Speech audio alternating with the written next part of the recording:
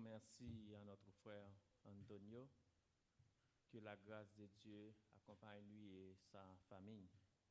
À présent, faisons place à notre prédicateur, frère Frédéric, pour l'étude de la parole. Bonne écoute.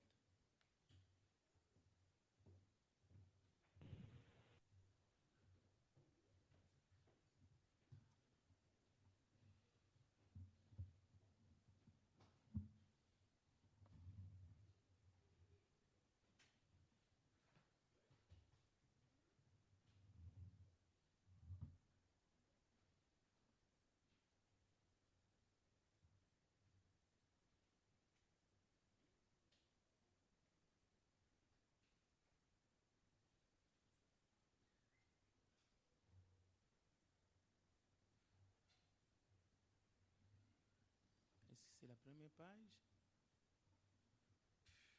Bon, ok.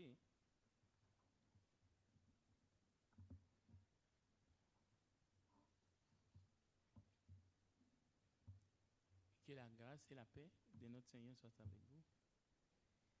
Nous allons étudier l'ère mosaïque. Nous avons vu la semaine passée l'ère patriarcale. Bon, j'ai intitulé l'étude pour nos amis qui sont en ligne, que nous les accueillons dans les précieux noms de Jésus, mais aussi pour nos amis qui nous suivent via les Zooms. Ici à Montréal, nous les accueillons aussi. Alors, j'ai intitulé l'étude biblique de ce matin « Les Lévites modernes n'existent pas ». Bon, il y a eu des Lévites dans l'ère mosaïque, ça c'est un exemple que je donne. S'ils ont existé, ils ont existé par rapport à une alliance. Bon, maintenant, il faut que j'essaie d'être pas très dogmatique. Il y a plusieurs religions. Dans le judaïsme, dans les Torah, il y a toujours une alliance entre Dieu et son peuple. Ça, c'est leur croyance que nous ne pouvons que respecter. Mais ici, je ne parle pas au nom de la Torah, qui est le livre sacré des Juifs. Qu'on se comprenne bien, je parle dans la Bible chrétienne. Alors, tout ce que je veux dire ce matin, c'est basé sur la Bible chrétienne. Alors, dans le Nouveau Testament, par exemple, même si le Nouveau Testament, vous savez bien, ça fait partie de la Bible, et dans la Bible, la Torah, nous la trouvons, en tout cas, parce que ce n'est pas tout l'Ancien Testament qui est forcément la Torah. Il y a des livres qui sont dans l'Ancien Testament qui ne font pas partie de la Torah, qui est les livres sacrés juifs, du judaïsme, pas juif, mais du judaïsme. Maintenant, dans le Nouveau Testament, l'ère mosaïque commence et se termine. Et se termine. C'est pour cela, parce que nous voulons comprendre les trois dispensations, je ne peux que vous dire, la sortie du peuple hébreu selon les Écritures marque le début de l'ère mosaïque. Et là, tel que c'est affiché, nous devons savoir quand est-ce que cette période a pris fin. Alors, cette période a pris fin, selon Matthieu chapitre 27, verset 45. Non seulement nous connaissons la période, mais nous connaissons même l'heure exacte. Alors, dans Matthieu 27, 45, il est dit, depuis la 6e heure jusqu'à la 9e, il y eut des ténèbres sur toute la terre. Ce qui est intéressant ici, ce n'était pas seulement au Moyen-Orient. Bon, sur toute la terre, il y eut des ténèbres, et vers la 9e heure, précisément, à 15 heures, Jésus s'écria d'une voix forte, Eli, Eli, lama sabachthani, c'est-à-dire, mon Dieu, pourquoi m'as-tu abandonné? Et voici, le voile du temple se déchira en deux, depuis le haut jusqu'en bas. La terre trembla, les rochers se fondirent. Alors les exégèses disent, parce que le rideau, le voile du temple se déchira de haut en bas, cela veut dire que celui qui l'a déchiré était en haut. Celui qui a déchiré le voile était en haut. Ce n'était pas celui qui était sur la croix. Donc le Père a dit, bon, c'est terminé. L'ancienne alliance vient de prendre fin. Donc l'ère mosaïque vient de prendre fin. Bon, parce que nous étudions l'ère mosaïque, nous allons voir, lorsque nous allons étudier l'ère chrétienne, quand est-ce que la nouvelle alliance entre en fonction. Ça ne veut pas dire forcément, au moment où le rideau est déchiré, que l'ancienne alliance est entrée en force. Jésus est déjà sur la terre, on sait qu'il est la lumière. Il enseigne. Mais il y a un moment précis, nous verrons que la nouvelle alliance sera entrée en force. Bien. L'époque mosaïque a ses avantages, ses faiblesses aussi. Mais comme nous venons de l'entendre, ce qui est vraiment capital pendant l'ère mosaïque, c'est l'alliance de l'Éternel avec son peuple. Et cela s'est fait par le canal d'un homme, Moïse. C'est pour cela d'ailleurs cette ère-là est appelée l'ère mosaïque. D'accord? Il y a beaucoup de choses que nous allons voir.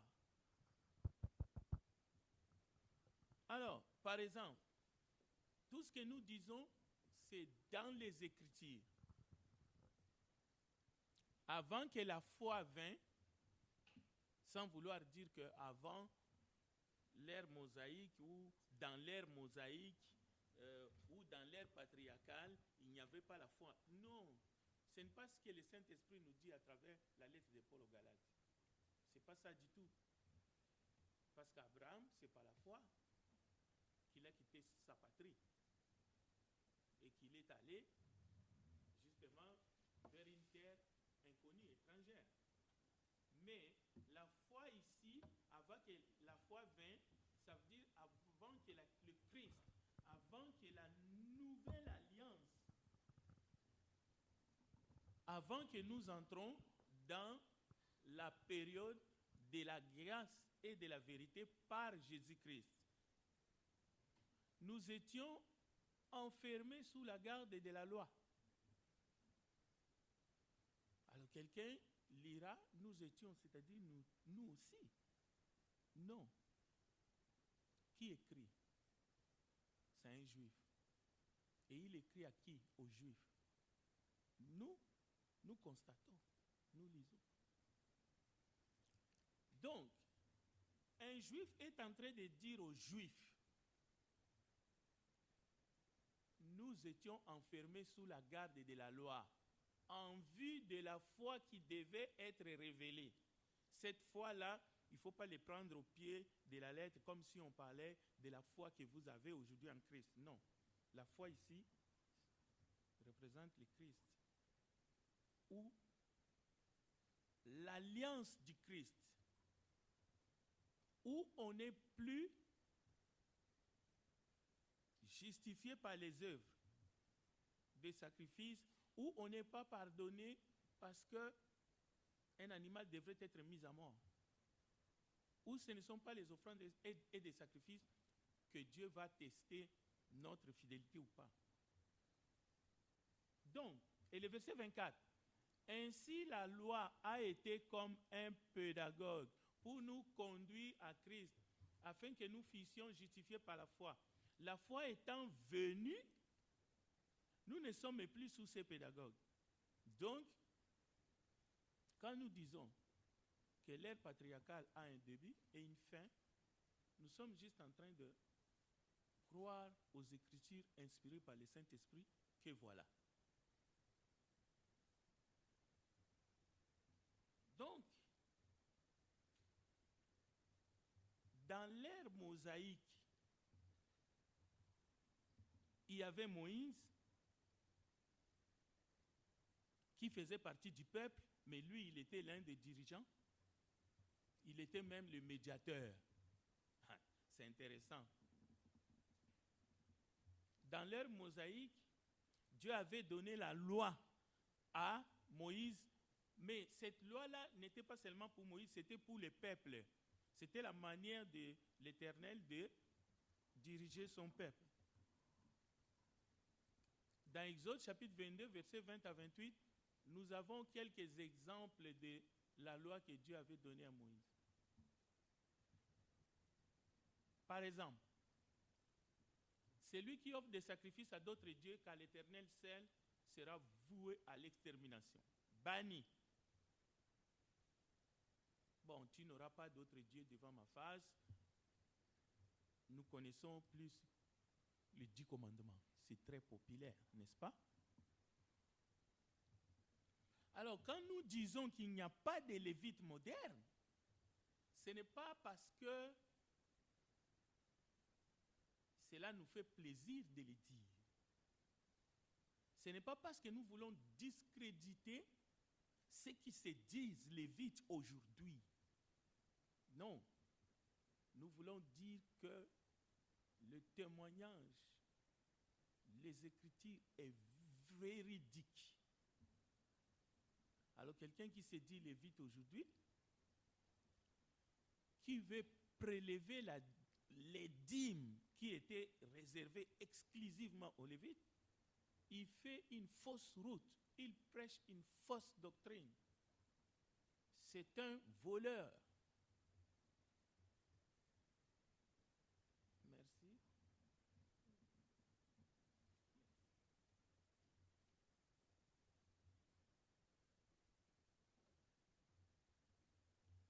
Bon, tu ne maltraiteras point l'étranger et tu ne l'opprimeras point. C'était dans la loi.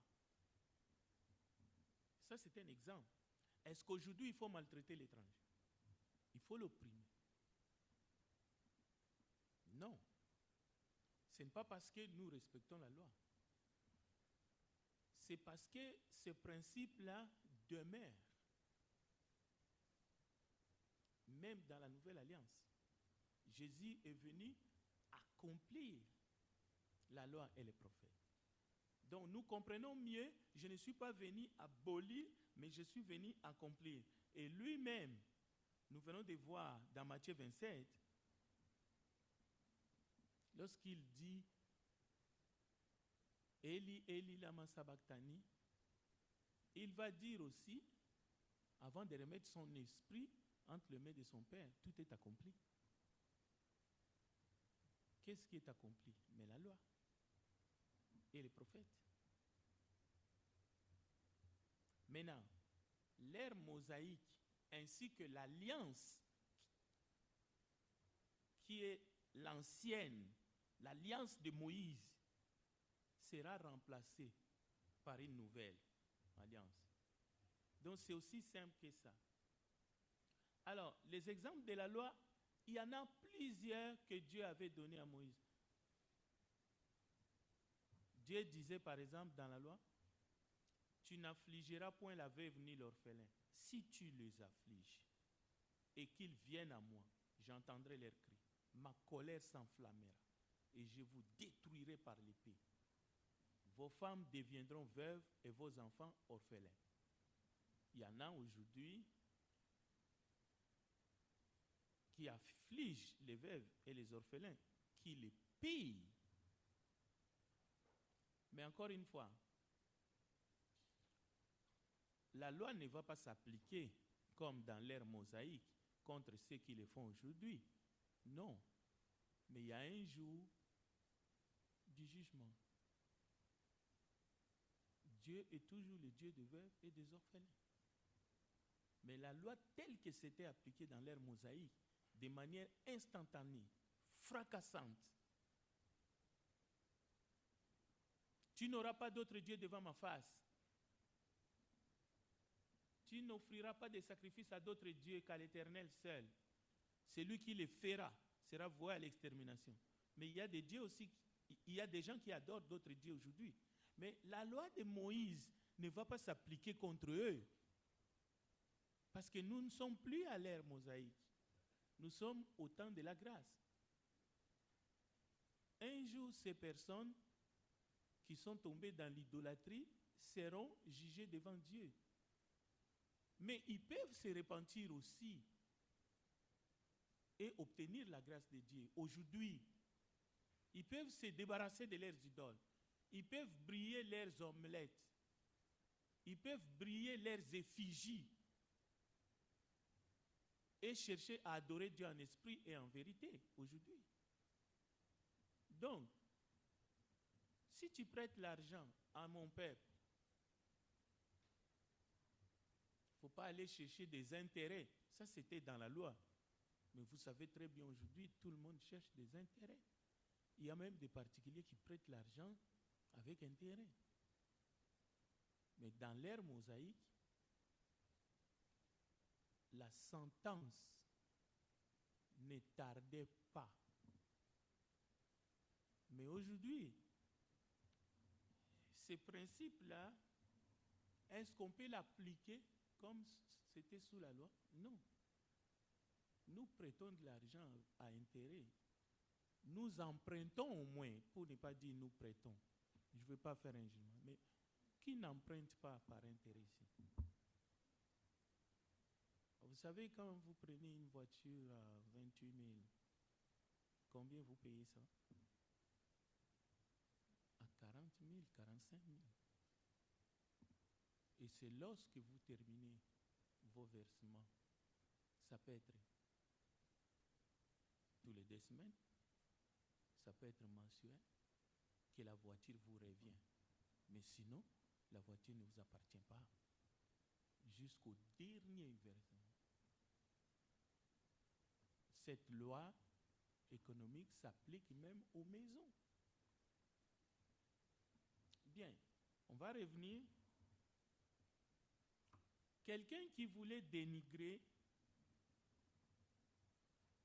la Bible,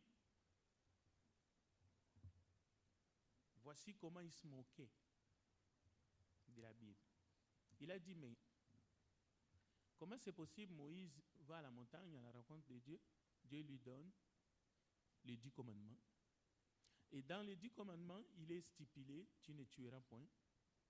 Et Moïse descend de la montagne, il arrive, il trouve les enfants d'Israël en train d'adorer le veau d'or. Et il ordonne qu'on tue des milliers de personnes. Et là, il commence à rire. Il dit, vous voyez, la Bible, ce n'est pas un livre fiable. Comment c'est possible? Il va chercher la loi. Dans la loi, c'est écrit, tu ne tueras point.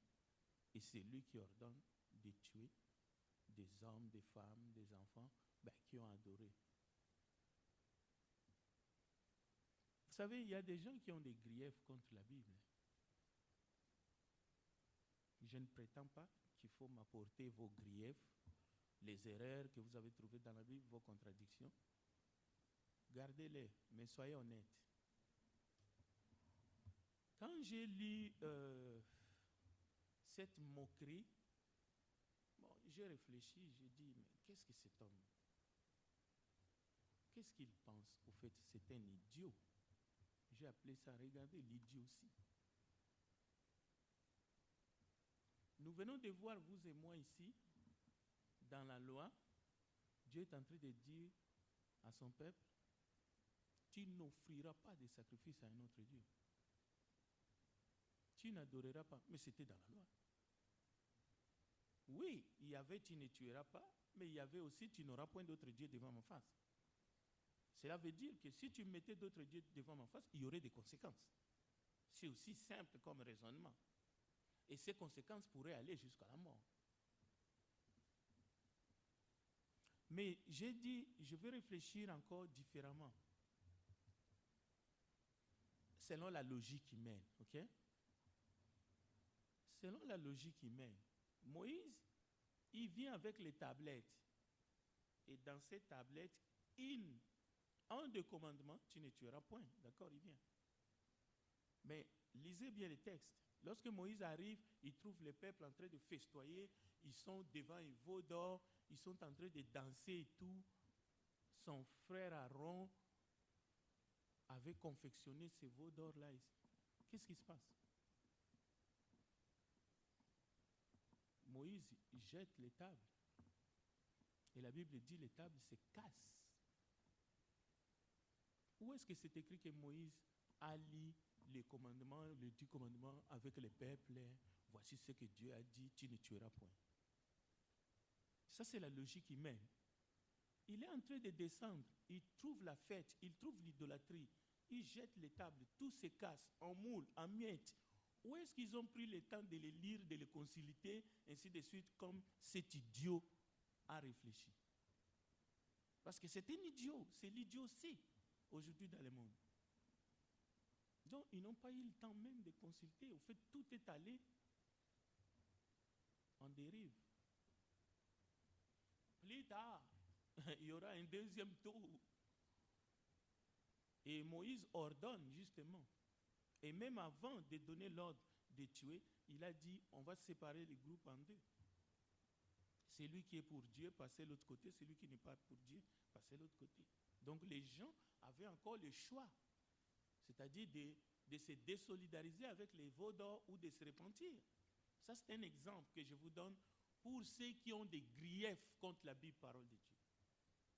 C'est pour cela que j'ai dit, soyez honnêtes. Cela veut dire, cherchez quelqu'un qui est assez mûr, mature, et posez votre question calmement. Et soyez prêts à entendre aussi, avant de dire que la Bible c'est rien, avant de trouver des contradictions par-ci, par-là, peut-être trouver quelqu'un qui va vous aider. Ne soyez pas maître, là où vous n'êtes pas maître. Ne prétendez pas être serviteur de Dieu alors que personne ne vous a appelé. Parce que tu ne peux pas comprendre les Écritures en chair. Il faut que l'Esprit nous vienne en aide.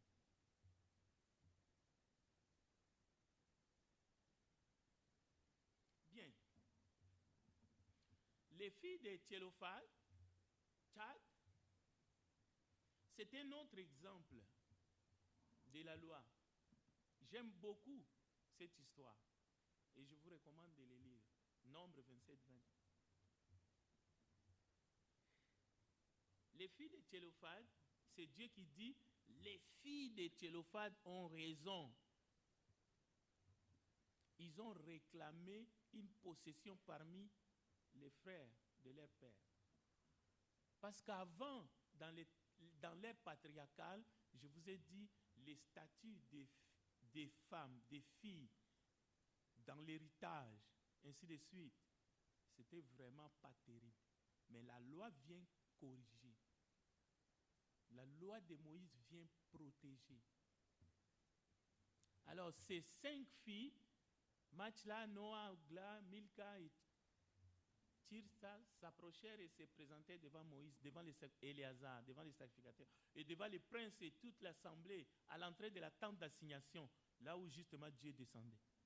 Elles dirent, notre père est mort dans le désert. Il n'était pas au milieu de l'assemblée de ceux qui se révoltèrent contre l'Éternel, de l'assemblée de Corée, mais il est mort pour son péché. Elles sont honnêtes. Notre père est mort pour son péché. Il n'avait point de fils. Pourquoi le nom de notre père serait-il retranché du milieu de sa famille? Parce qu'il n'avait point eu de fils. Donne-nous une possession parmi les frères. Moïse porta la cause devant l'Éternel. Et l'Éternel dit à Moïse, les filles ont raison. Voilà. Nous sommes dans l'ère mosaïque. C'est lui qui va vous dire, dans l'ère mosaïque, le statut de la femme était inférieur. Non, pas pour notre Dieu, celui que nous adorons. Non, parce que Dieu est le même, hier, aujourd'hui, éternellement. L'Éternel a dit, les filles ont raison. Tu leur donneras l'héritage. Tu leur donneras en héritage. Alors, je ne suis pas en train de dire qu'il y a des cultures. Il y a des cultures. Il y a eu des cultures. Et il y a encore des cultures où les filles n'ont point d'héritage. Même parmi ceux-là qui se disaient peuple de Dieu. Mais le Dieu du ciel, le Dieu juste, compatissant, voici un exemple. La loi vient corriger les écarts qu'il y avait dans l'ère patriarcale. C'est un exemple qui doit faire école jusqu'à aujourd'hui. C'est pour cela, n'écoutez pas n'importe qui. Ne suivez pas les idioties.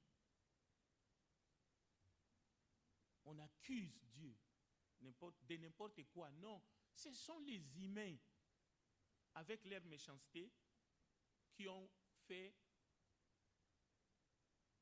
toutes ces dominations,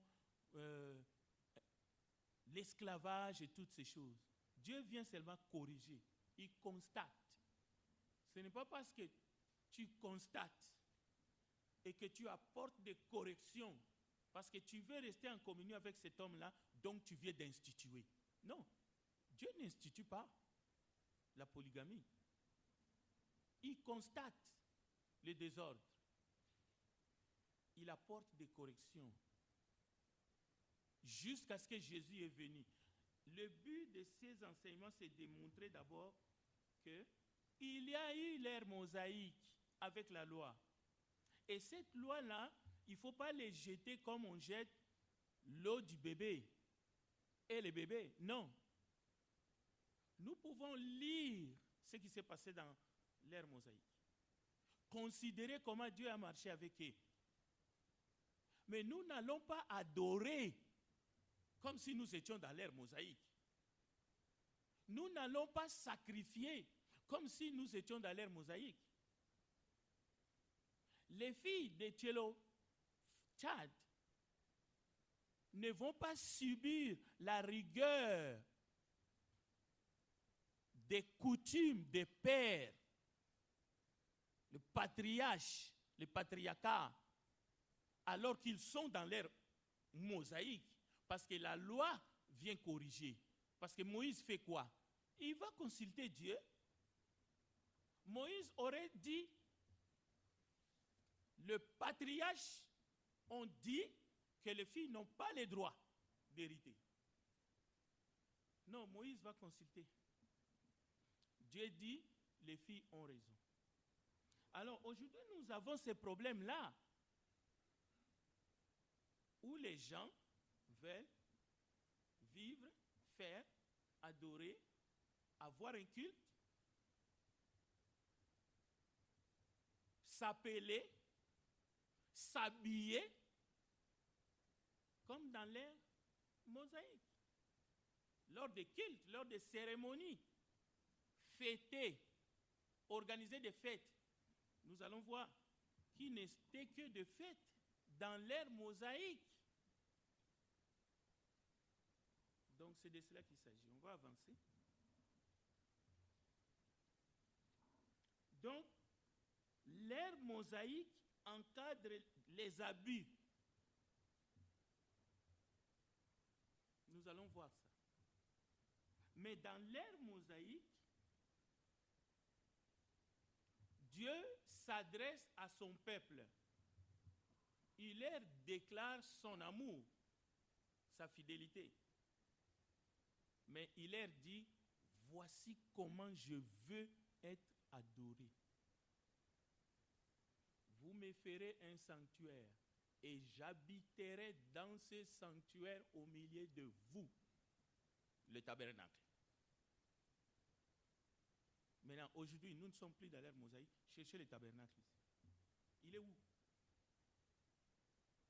Est-ce que nous avons le mal ici, quelque chose où il y a des chérubins dessus, et puis c'est là que Dieu, avec des anges dessus. Mais écoutez, dans l'ère mosaïque, vous vous ferez le tabernacle et tous ces ustensiles d'après les modèles que je vais te montrer. Il dit à Moïse. Et cela a été exécuté.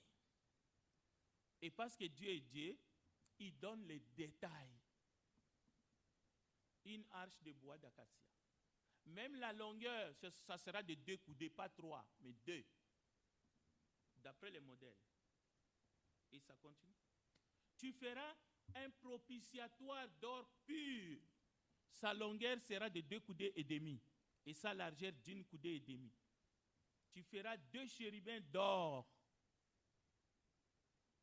Voilà, tu ne te feras pas d'image taillée. C'était dans la loi. Mais ici, Dieu dit, tu feras 2 chérubins d'or. Tu les feras d'or bâti aux 2 extrémités du propitiatoire. Non, il y a une contradiction. Comment le même Dieu dit, tu ne te feras pas d'image taillée, ni des choses qui sont dans les cieux, ni des choses qui sont sur la terre, ainsi de suite. Mais il dit à Moïse, non, ce n'est pas une contradiction. Pour celui qui lit la Bible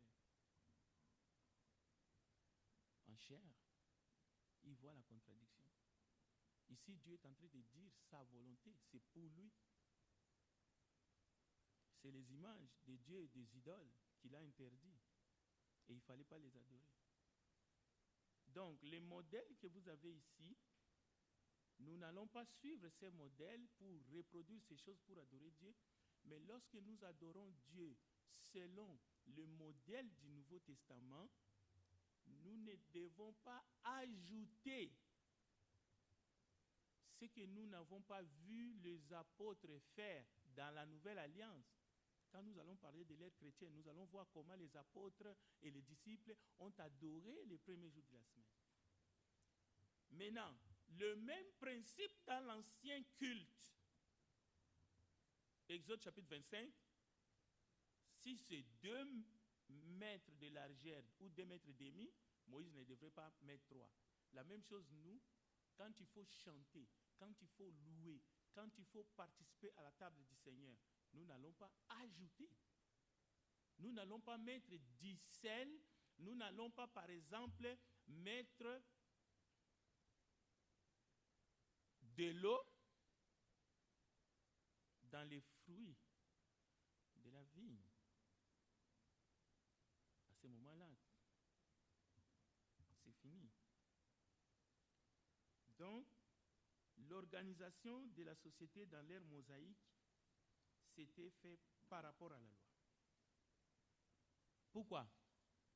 Parce que dans l'ère mosaïque, on peut parler de la théocratie.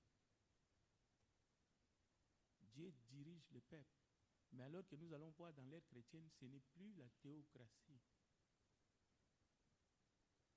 Parce que ceux qui dirigeaient le peuple, les chefs religieux, ils avaient aussi des rôles dans l'organisation de la société. Les anciens, les chefs, ils dirigeaient le peuple.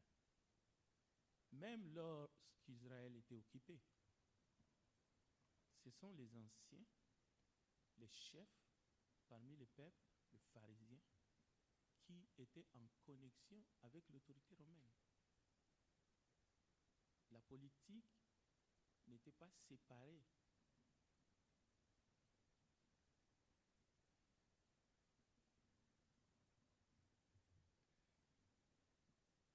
Donc, en 2 mots, si vous avez des questions, vous pouvez les poser.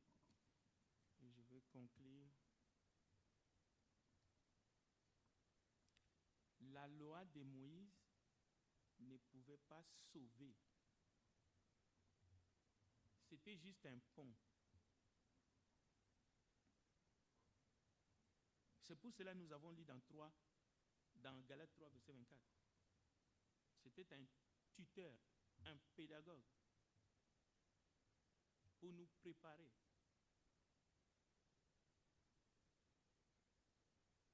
S'il faut retenir quelque chose dans cette étude, nous ne sommes plus dans la période mosaïque. Nous ne pouvons plus adorer Dieu comme si nous y étions. C'est fini. Nous sommes dans l'ère dans une nouvelle ère. Jean chapitre 1, verset 17. Voici la référence. La loi était nécessaire, parfait. Un guide nécessaire pour nous amener à comprendre notre besoin, notre vrai besoin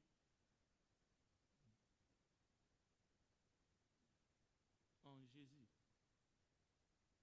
Ce n'était pas une fin en soi. C'est en Jésus que nous sommes justifiés. C'est en Jésus que nos péchés sont effacés. Oui, je vais commencer par frère, oui, après je prendrai vos voix. Oui.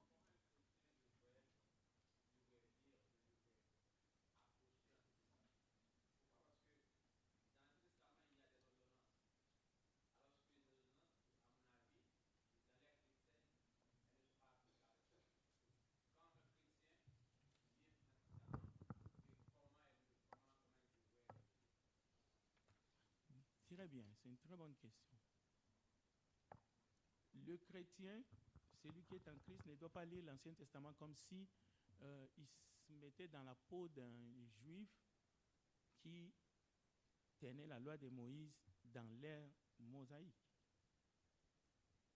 Mais par contre, 1 Corinthiens chapitre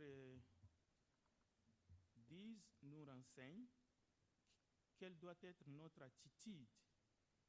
J'aimerais bien les lire plutôt que de les dire.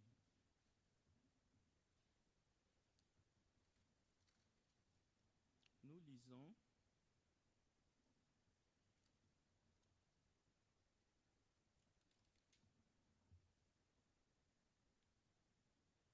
le verset 6. Or, ces choses sont arrivées pour nous servir d'exemple, afin que nous n'ayons pas des mauvais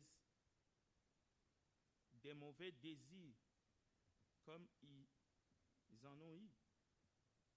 Ne devenez point idolâtres comme quelques-uns d'eux.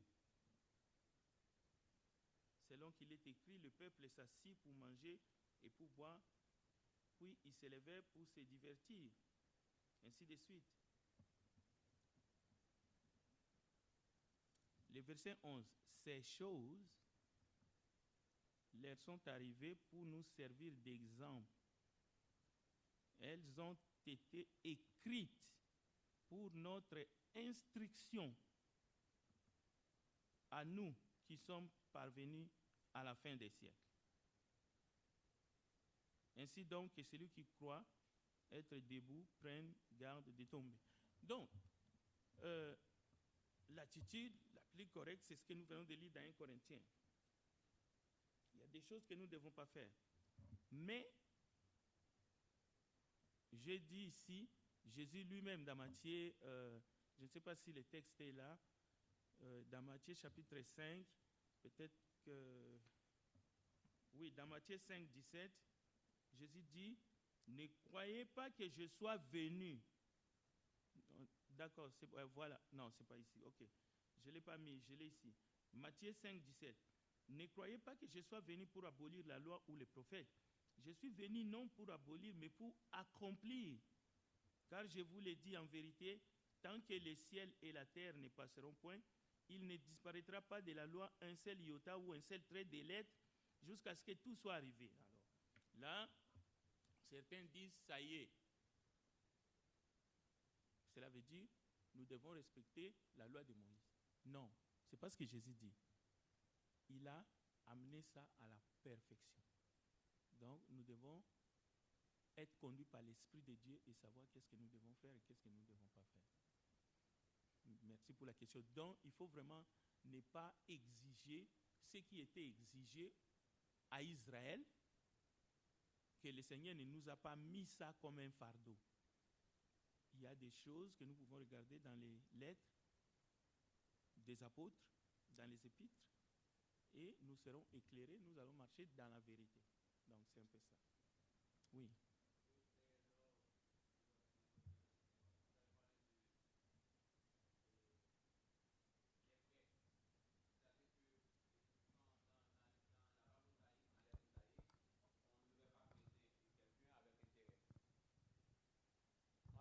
sens, et comme chrétien, je ne prêterai jamais un chrétien ou un non-chrétien de l'argent avec intérêt. Pour moi, ce n'est pas correct. Quelqu'un qui est en difficulté, c'est comme si vous profitez de sa situation. Maintenant, quelqu'un qui ne pratique pas, ou bien qui pratique, je dirais, cette partie, est-ce que cette personne-là vit selon la mosaïque et est-ce que c'est de péché? C'est lui qui dit que je te prête avec intérêt parce que c'est écrit dans la Bible, il essaie de vivre dans la loi selon l'ère mosaïque, chose qui est tout simplement déjà impossible. Parce que ce n'est pas parce que quelqu'un dit je vis dans l'ère mosaïque qu'il peut vivre dans l'ère mosaïque parce que cette ère-là est finie. Donc, ça c'est déjà le point. Maintenant, quelqu'un qui prête son argent avec intérêt et qui n'évoque pas la Bible comme support, pourquoi il a prêté avec intérêt, ça c'est son problème entre lui et celui qui vient prêter l'argent et Dieu prendra, c'est Dieu qui va savoir si ce qu'il a fait est bon ou pas. Nous, l'Église, on ne peut pas se positionner là-dessus. Parce que nous n'avons pas un texte clair dans le Nouveau Testament qui nous demande d'interdire dans la Nouvelle Alliance à quelqu'un de prêter l'argent avec intérêt. C'est pour cela, moi, je n'ai pas parlé, je n'ai pas conseillé aux gens de prêter de l'argent avec intérêt. Moi, j'ai pris l'inverse.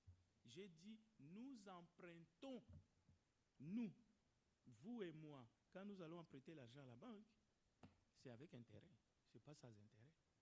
Et c'est bon pour nous. Parce que sinon, nous n'aurions pas les choses que nous avons.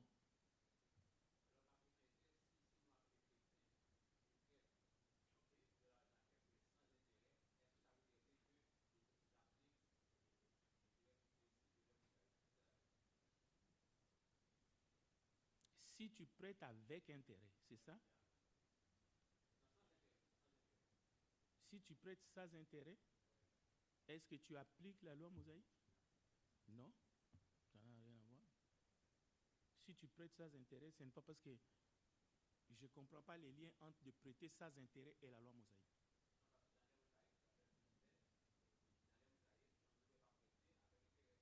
Ok, non, non, pas dans ce sens-là.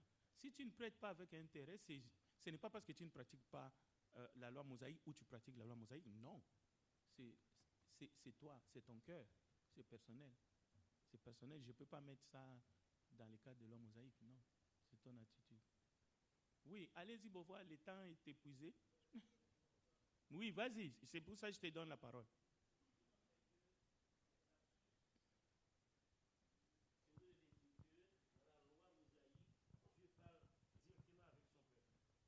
Et je pensais que du commencement jusqu'à la fin, Dieu parlera toujours avec son peuple, même dans l'ère chrétienne. Parce que c'est Dieu qui parle, même en la personne de notre Seigneur Jésus-Christ. C'est Dieu qui parle, même par les apôtres. C'est ce que je pensais. Merci. Dieu n'a jamais cessé de parler avec son peuple. Seulement, il a changé de canal. Dans l'ère mosaïque, Dieu utilise qui pour parler avec son peuple? Moïse, c'est un prophète. Dieu n'a pas seulement utilisé Moïse, il a utilisé des prophètes. Maintenant, dans l'ère chrétienne que nous allons voir la semaine prochaine, il n'y a plus de prophètes. Il n'y en a plus. Similaires à ceux-là que Dieu a utilisés dans l'ère mosaïque. Si quelqu'un s'élève aujourd'hui pour dire qu'à travers lui, Dieu parle à l'Église, c'est un usurpateur. C'est un faux prophète, un faux apôtre. Dieu nous parle à travers son Fils et nous avons les Écritures. La parole, c'est suffisant. Donc quelqu'un ne peut pas dormir, se réveiller et dire que Dieu m'a envoyé un message pour le peuple. Le travail des prophètes de l'Ancienne Alliance est similaire au travail de prédicateurs aujourd'hui. Bien sûr que dans l'Ancienne Alliance, les prophètes prédisaient aussi l'avenir. Mais un des rôles des prophètes dans l'Ancienne Alliance, c'était de dire au peuple la volonté de Dieu, telle que le prédicateur prêche aujourd'hui. Mais le prédicateur aujourd'hui, nous avons les Écritures. Ce n'est pas que Dieu nous inspire en dehors de ces livres. Alors nous allons terminer par la prière et la semaine prochaine, l'ère chrétienne. Justement, nous allons aborder peut-être les questions qui vous restent en suspense. Prions ensemble. Nous te bénissons, grand Dieu des cieux, parce que tu as choisi de nous enseigner à travers les époques, à travers les différentes périodes, en utilisant les différents moyens, afin que nous puissions te connaître. Mais à travers le Christ, tu nous as donné tout. Parce qu'en lui, nous avons le pardon de nos péchés, la vie éternelle, et il est notre médiateur, le seul pour toujours. À lui soit la gloire d'éternité en éternité. C'est en son nom que nous avons ainsi prié. Amen.